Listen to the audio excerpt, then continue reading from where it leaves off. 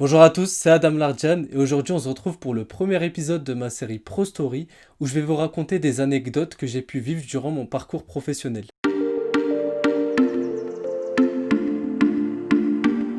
Pour ce premier épisode, je vais raconter comment s'est passée ma recherche d'une entreprise pour réaliser mon alternance et comment s'est déroulé mon entretien d'embauche qui m'a permis d'intégrer le groupe Crédit Agricole. On se retrouve donc en 2017 où je viens tout juste de finir mon BTS avec des très bons résultats et où j'ai passé différents entretiens pour intégrer la licence 3 MIAGE. J'ai donc été accepté en L3 MIAGE en alternance au sein de l'université Paris-Saclay et je recherche une entreprise d'accueil pour réaliser cette formation. À cette date, j'avais déjà 2 expériences relativement courtes mais très intéressantes dans un univers de start-up. J'avais réalisé un premier stage où j'étais complètement autonome et où j'avais développé une application web qui permettait de gérer un stock. Et j'ai aussi réalisé un stage chez Interstice, une start-up parisienne chez qui j'ai contribué à la conception et au développement d'un module de gestion de tâches. J'avais à ce stade certaines compétences techniques, je percutais plutôt bien, mais je n'étais pas très bon communicant et j'étais un peu renfermé sur moi-même. Durant ma recherche d'un contrat d'apprentissage, j'ai essuyé pas mal de refus, de non-réponses ou même de mises en attente assez longues par des entreprises. Bon, j'ai pas désespéré et j'ai été courant mai 2017 à un salon organisé par les MIAGE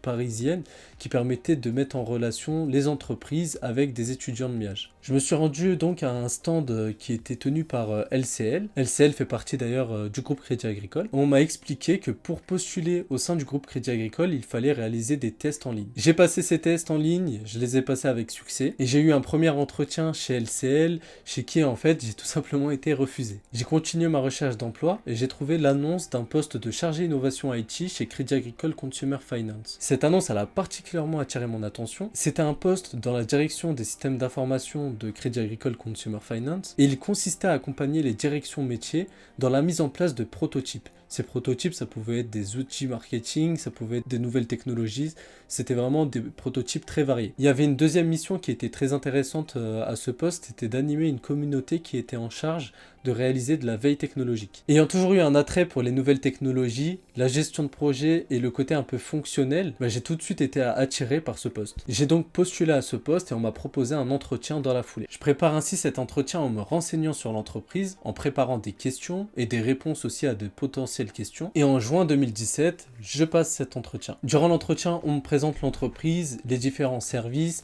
le service dans lequel je vais être, les différentes attentes. On me pose des questions, j'en pose également. Le courant il passe très bien et l'entretien est très intéressant. Et bon, même si je n'étais pas excellent dans ma communication ou dans la mise en avant de mes compétences, je suis resté très à l'écoute et j'ai montré beaucoup d'intérêt. À la fin de cet entretien, c'était un jeudi si je me souviens bien, et ma manager de l'époque me dit que j'ai 1 semaine pour réaliser un compte rendu d'entretien. Je tombe un peu de haut, je le vois comme du travail en plus, et je me rappelle essuyer un refus quand je lui demande en fait si je peux garder la feuille sur laquelle elle avait dessiné des schémas de l'organisation et noté quelques mots. Bon, je désespère pas.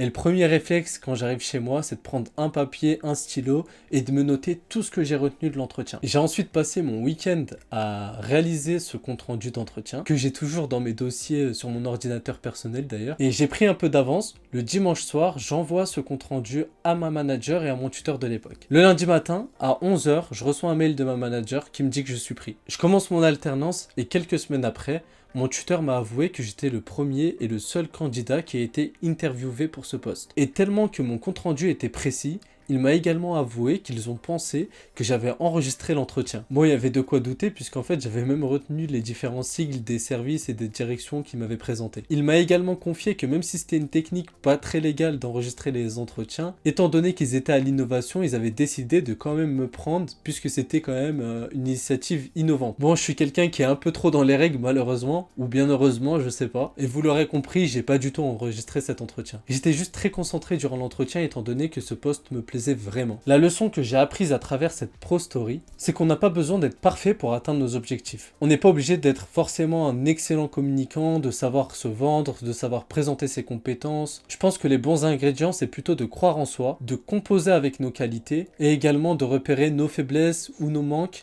et essayer d'y remédier. En d'autres termes, en mettant énormément de bonne volonté, en vous donnant à fond, vous pouvez atteindre vos objectifs. Si vous êtes à la recherche d'une alternance ou à la recherche d'un premier emploi, je vous conseille vivement de réaliser par vous-même un compte-rendu d'entretien et de l'envoyer aux personnes présentes durant l'entretien. En faisant ça, vous allez montrer votre motivation, votre sérieux, vos compétences rédactionnelles et vous allez aussi montrer que vous êtes force d'initiative. Si certains d'entre vous sont intéressés par comment j'ai réalisé mon compte-rendu d'entretien, je vous invite à me rejoindre sur LinkedIn et à m'écrire en message privé. J'hésiterai pas à vous l'envoyer. C'était la première Pro Story d'une longue série, je l'espère. Faites-moi savoir en commentaire si ce format vous plaît. Le challenge du jour est le suivant. Donnez à votre tour une astuce qui vous permet de vous différencier en entretien d'embauche. Cela va aider tout le monde. Je vous remercie de m'avoir écouté. N'oubliez pas de vous abonner pour ne rien manquer, de mettre votre like et de partager la chaîne pour soutenir et de me donner votre avis en commentaire. C'était Adam Larjan et j'ai une dernière chose à vous dire. Ensemble, écrivons l'avenir.